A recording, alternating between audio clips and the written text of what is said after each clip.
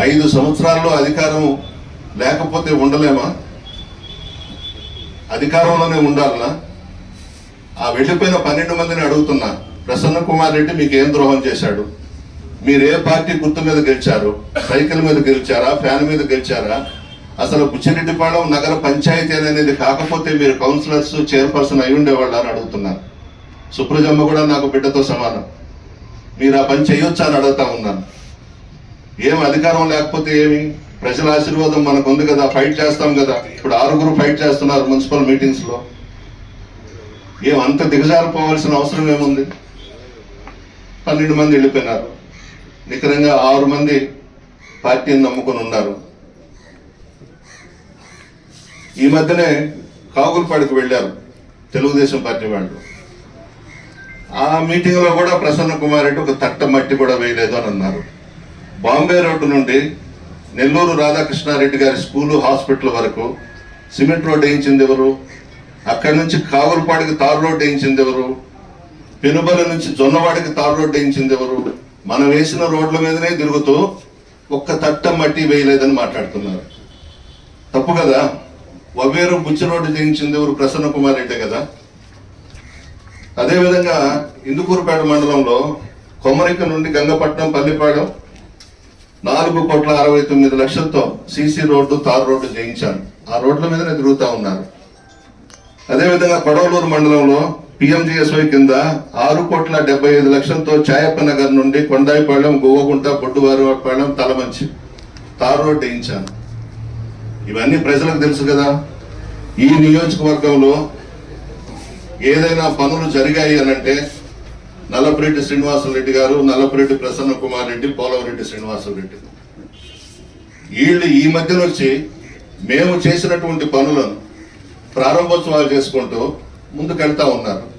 శ్రీనివాసరెడ్డి గారు కూడా మన గవర్నమెంట్ రాకముందు బొంతలపాలెం బ్రాంచ్ రోడ్డు పోలవరెడ్డి శ్రీనివాసరెడ్డి 2,10,00,000 ఏఐఐబిలో శాంక్షన్ చేయించాడు.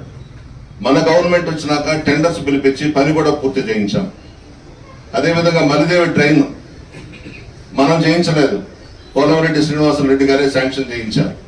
మన ప్రభుత్వం అధికారంలోకి వచ్చిన తర్వాత జగన్మోహన్ రెడ్డి గారు ఆ పనులన్నీ ఆపారు.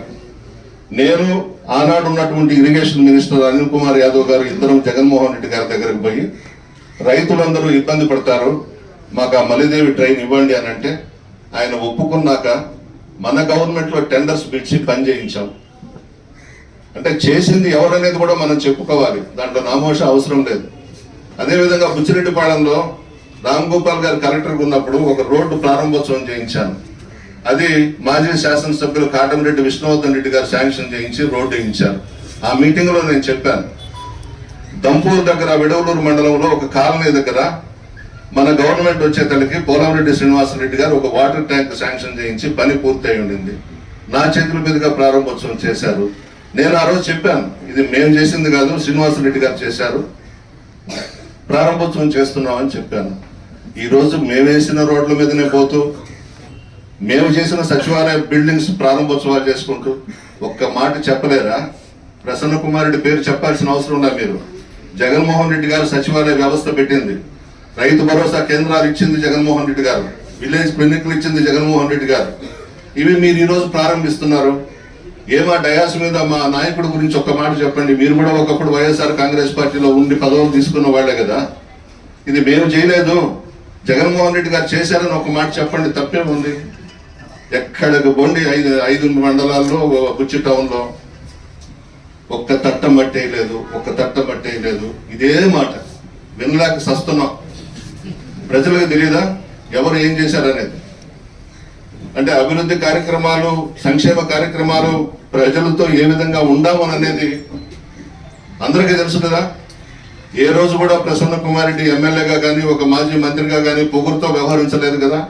మీ మధ్య ఉన్నాడు కదా, మీలో ఒకటిగా ఉన్నాడు కదా. చిన్న పిల్లవాడిని కూడా అన్నా అని పిలుస్తాను కదా. ఇంత దుర్మార్గమా? 2 ఏళ్ళు అయింది. మీరేం చేశారో చెప్పుకోండి.